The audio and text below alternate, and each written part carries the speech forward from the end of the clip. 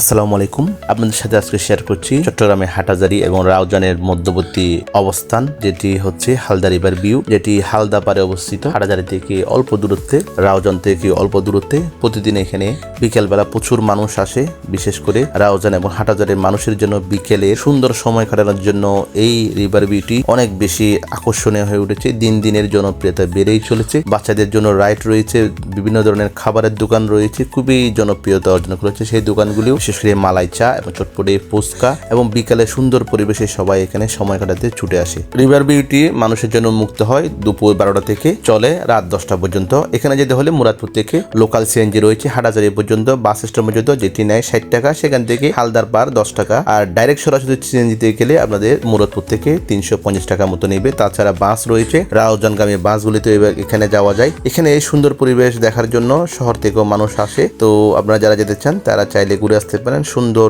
এই river view থেকে অসাধারণ সন্ধ্যার দিকে রিভার ভিউ অসম্ভব সুন্দর রূপ ধারণ করে।